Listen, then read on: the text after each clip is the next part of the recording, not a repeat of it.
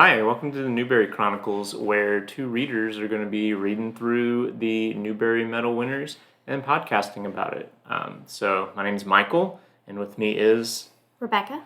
And we're the readers. We're also married, so we're kind of attached at the hip here. This is holy reading. This reading is blessed by the rite of holy matrimony, one of the sacraments, in fact. We won't have a priest present for this podcast, but the Holy Spirit will be residing with us. This is just our introductory episode where we thought we'd introduce ourselves, our history with reading, and then go into a little bit of the history of the Newbery Award, as well as what this podcast is going to hopefully look like going forward with it. And it's a bit of an experiment because neither of us know very much about podcasting. I've been involved with another podcast before called Cinematary, which is a movie podcast, but I was not involved in any of the production of that. I just Shameless plug. Yeah, cinematary.com. Join our Patreon. But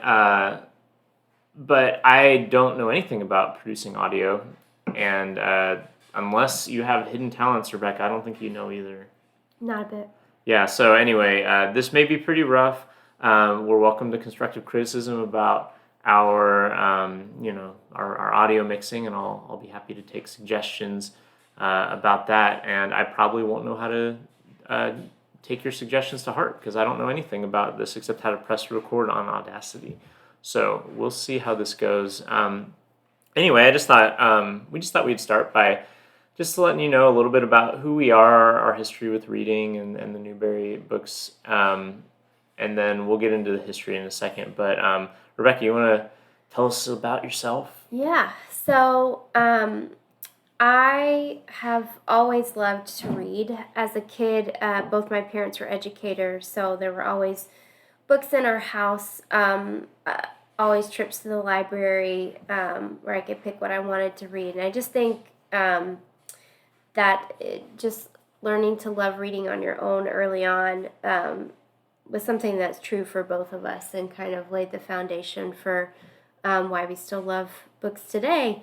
I guess some of my early memories of reading were my sister Katie we shared a room as kids, and I remember she was in the room when I first read something out loud. I had memorized books before that, which I think all kids do. I know our son definitely has.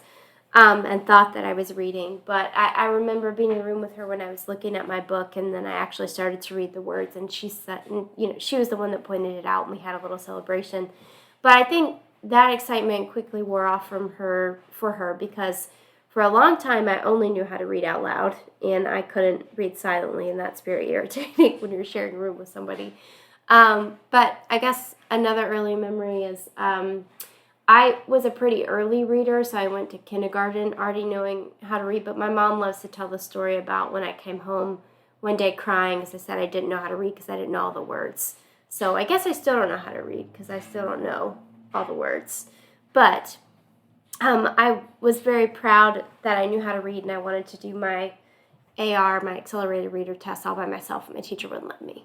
So, but as I got older and started, reading more chapter books and novels. I loved Louisa May Alcott as a kid, and still do. I still love Louisa May Alcott, Lucy Maud Montgomery. Those are two of the big ones that I really remember, reading a lot of their novels. Lucy Maud Montgomery is Anne of Green Gables, right? Yeah. Okay, just making sure. L.M. Montgomery, I guess, is what she goes by, her the gender neutral pen name. Yeah.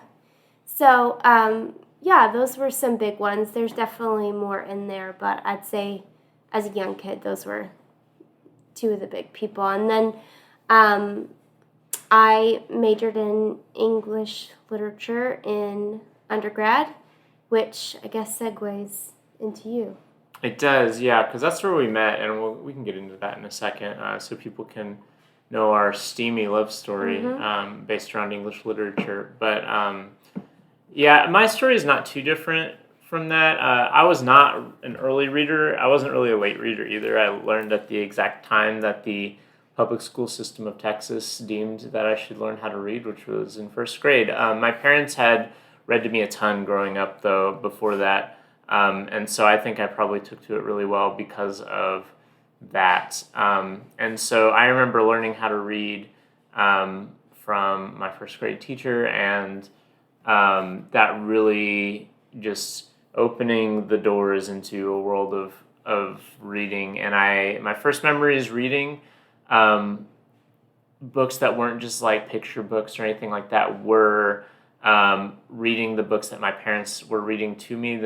At that point, my dad or mom would read us like chapter by chapter books, like the Chronicles of Narnia or whatever, before bed. They would always do that irritating thing where you'd get to the end of a chapter and then be like, all right, it's bedtime. And as a parent, I now know that what they were thinking was, I'm really tired and I need you to go to bed right now. But in my mind, I was like, oh, that's not fair. I want to hear what happens next. And so once I learned how to read, I remember thinking, aha, they may be going away, but I can still read these books. And so I definitely remember that. And then, growing older, I remember reading like a ton of Beverly Cleary and Hardy Boys and a bunch of that stuff, which was like honestly really out of time, because this was like the 90s. And I mean, I guess some of that stuff is timeless, but it is funny. Like, I think a lot of times because like my dad or my mom would be recommending books that they remembered from when they were growing up, like that was what I read a lot of. Like I went through a pretty big sci-fi phase and didn't read science fiction that was contemporary, unless you count like the Star Wars like expanded universe novels.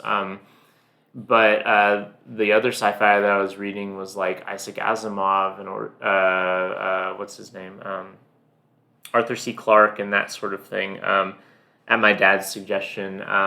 And so a lot of my reading was like suggested by adults, and then I had my own stuff that I like to read too from the library. But I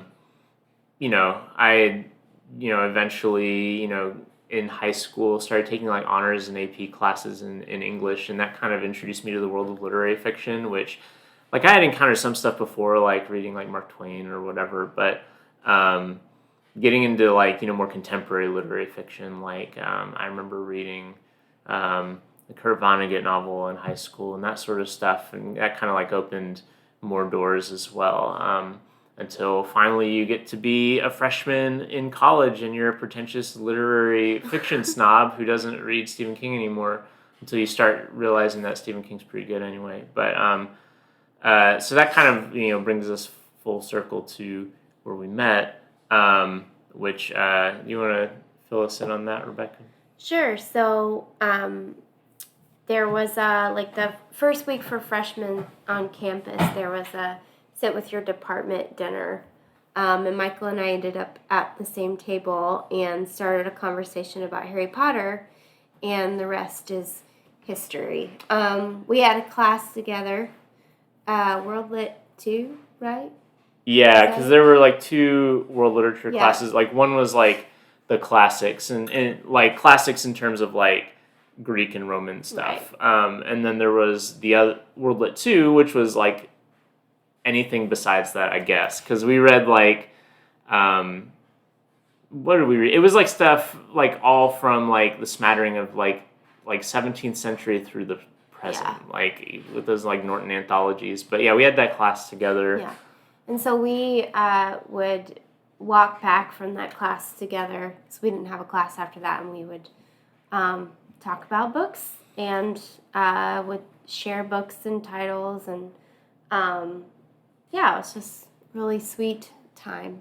And here we are. Mm-hmm. Had that not happened, so thanks, Dr. Hamilton. Yeah, had that not happened, had our English department not put us together at that banquet. And had we not taken that class from Dr. Patty Hamilton, we may not be sitting here in front of this microphone talking to you today, dear listeners. So the existence of this podcast is brought to you by one of us being, a very cheerful and open-minded lover of reading, and the other being a pretentious literary snob. And you will figure out who we'll let the reader, or we'll let the listener figure out which is which. But anyway, And that kind of brings us to today, where we decided to do this podcast. And it was one of those things where one of us, like, just one time said, like, oh, it'd be fun to read through all the Newbery medals, which we'll talk about what they are in a second. And we were like, yeah, haha, that'd be fun. And then one of the other person, either Rebecca and I can't remember who played what role in this, but the other person was saying, oh, wow, what if we did a podcast? That would be cool. And it was just kind of like one of those, yeah, I guess that would be cool. Until we started, like, idly mentioning it to other people in our lives who, most people were just like, oh, okay, cool. But then we had a few. Newbery? Yeah, what's the Newbery? But then we had a few people who were really enthusiastic about it. One of whom was my dad, who I'm sure will have lots of thoughts and opinions about the books that we read. And then other people in our lives, a few others seemed pretty enthusiastic about it as well. And we thought it would be fun because reading is one of the things that we share, Rebecca and I, together. And I mean, there's some things that Rebecca does that I don't really, I don't really vibe with. And there's some things that I do that Rebecca's not really that into either. But reading is like a common denominator and has been throughout our relationship. And it is something that we don't really share with a lot of other people in our lives because, as you grow into adults, even people who were readers when they were children or teenagers, a lot of times fall out of it just because of the responsibilities of adult life, or you're tired, or you get other interests or whatever, and that's fine. But it is kind of cool that we have this thing together, and so we're going to make a podcast out of it that's hopefully good and that people will listen to, besides my dad, although I'm sure that my dad will be a great listener. Did you have anything to add to that before we move on to the... No, let's talk about the man, the myth, the legend, John Newbery himself. Yeah, well, before that, let's just talk about the Newbery Medal. In case you somehow clicked on listening to this and didn't know what the Newbery Medal was, it is an annual award given by the American Library Association. And the point of this medal, this award, the Newbery Medal, Newbery spelled with one R, by the way, which is weird. Like, I always thought it was two R's. It's a real, like, Berenstain Bears sort of situation. But the Newbery Medal is, and this is the direct quote, it's given to the author of the most distinguished contributions to American literature for children. And this is in conjunction with, like, the Caldecott Medal as well, which is given to illustrators of children's literature. But anyway, we're doing the Newbery Medals. And every year they give one medal, like the first prize, and then they give several honors to other books that were good, like honorable mentions, just not the winner of the medal. And we in this podcast are going to be reading through and then podcasting about just the medal winners, not the honor books, which means that there'll be some pretty notable works of children's literature that we will miss. But that's okay. Probably. We'll see how the Newbery Medals stack up. But this year is actually the centennial of the Newbery Award, because the first one was given in 1922 to a book called The Story of Mankind by someone named Hendrik Wilhelm von Loon, which is a great author's name for a title of a book that doesn't sound that interesting to me, but I guess we'll see. Yeah. The medal itself is named after John Newbery, who, if you had asked me who John Newbery was before last night when I went to his Wikipedia page to prepare for this, I would have said, oh, is he someone like who was in the ALA or something, the American Library Association? Like, I just would have assumed that he was like the guy who created the prize, like the Nobel Prize is named after the guy who, right? Isn't the Nobel Prize? Yeah, I think so. Anyway. Let's pretend that the Nobel Prize is named after the guy who started the prize. But I was wrong, or I would have been wrong had you asked me that. John Newbery is actually much, much older than the medal itself. He actually lived in the 1700s, 1713 to 1767. And so he's not really connected to the medal at all, except for the fact that he's kind of known as one of the big innovators of children's literature as a publishing genre. Like, obviously, there were stories for children before the 1700s. But in terms of it being a section of the publishing industry where there was like a whole ecosystem of writers who would create books for children. He was one of the innovators of that, and we discovered that his books don't sound that good. He was a publisher, not an author, for the most part, although he did write a few things. But he had a really heavy editorial hand, I think, like from reading this Wikipedia page.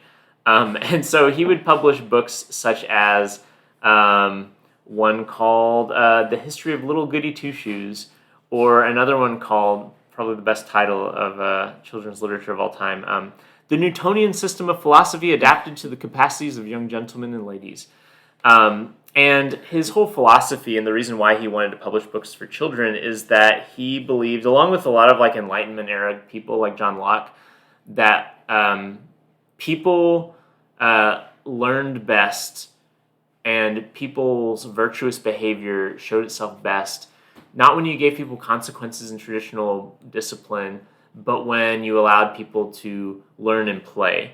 And so his books were all with the function, like published with the function of teaching children stuff. And so like stuff like that Newtonian System of Philosophy Adapted to the Capacities of Young Gentlemen and Ladies is part of a series written by, under a pseudonym of someone named Tom Telescope. And so there's like a series of books about like all of these scientific advancements of the day. Or you have like I mentioned, The History of Little Goody Two Shoes, and this was one of many of the Newbery published books that were about instilling good virtues in children.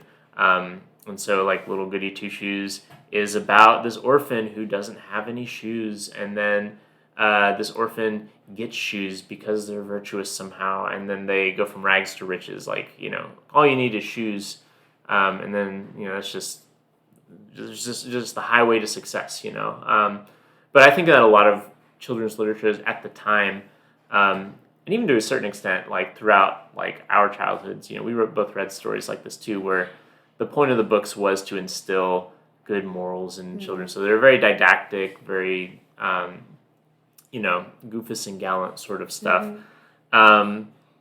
But as insufferable as these books sound, maybe they're good, but they sound pretty bad.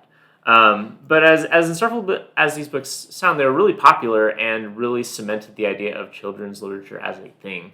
And so the medal is commemorating John Newbery's contributions to the reading lives of young children. And so that's... We should also note that his publishing company or office or whatever you call it was in Reading. Reading. Yeah, that's great. Yeah, there's lots of good little anecdotes on this. It's worth the read. On this Wikipedia. Yeah, highly recommend. Like, if we're going to be talking about reading material every time, normally they're going to be children's books, but episode 1, I recommend you go read the John Newbery Wikipedia page because it's pretty interesting. But yeah, this dude, his publishing business was in Reading, aka Reading, which is just great. Anyway, here we are today, after 100 years of an award named after him, starting a podcast in which we're going to read through the books that are commemorating him. Rebecca, do you want to talk a little bit about what this podcast is going to be? Yeah, so the way that we're going to structure things so that we don't get bogged down in any decade is we are starting with a book that we're both familiar with, A Wrinkle in Time, and I imagine a lot of people listening to this will also be familiar with it. So, which one in 1963, by the way, if you're curious. Yes, which I was surprised by that. I did not realize it was so old. I don't know, but I didn't realize that. But anyway, we're going to start with A Wrinkle in Time, and then we are going to go circle back to the 20s, and we'll read one book from each decade until we loop back around, and then keep doing that until we finish everything. Right. So, we were initially going to do this chronologically, where we were going to start with The Story of Mankind by Henrik von Loon, or whatever that guy's name was. Hold on. What was his name? Henrik Wilhelm von Loon. And then just go forward. But we were urged by a friend of mine who's a librarian not to do that because I've not read many of the early Newbery books. Newbery Medal winners. But allegedly, it's pretty rocky for the first few decades. And so, in the interest of not getting ourselves just completely bogged down and burnt out on having to read what is it? The Cat Who Went to Heaven or Gayneck, The Story of a Pigeon. We decided to just sample from each decade until we can loop back around. So we'll get a good mix of both the more contemporary stories as well as the more historical stories. And, maybe those historical... And also not, find ourselves in a space where we're just talking about the books that we are familiar with at once. Right. This we get. Because a lot of these, we haven't read any of the modern ones either. I think the most recent one I've read was, it might be Holes or something, which is from the 90s. I've not kept up with any of the more modern ones either, so... Tale of Despereaux. I've not read Tale of Despereaux. But anyway, that's how we're going to be doing it. So episode 2 will be our first real episode in which we're going to talk about A Wrinkle in Time. And then after that, we'll decide what book from the 1920s we're going to do, and then we'll do a book from the 1930s and so on.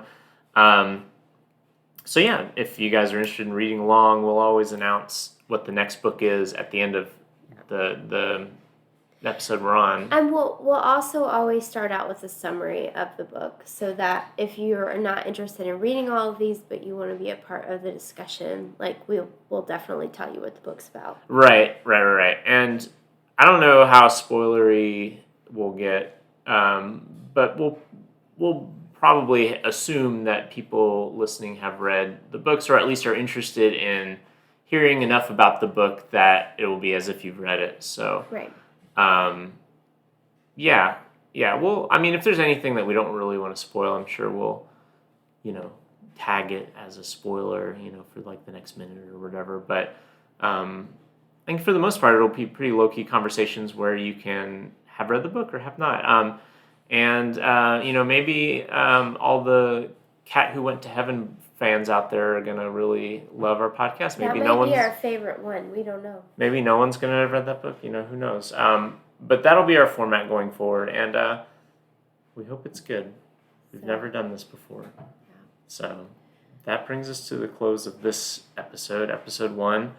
And we'll see you guys next time for A Wrinkle in Time. So until then, see you later. Thanks for listening.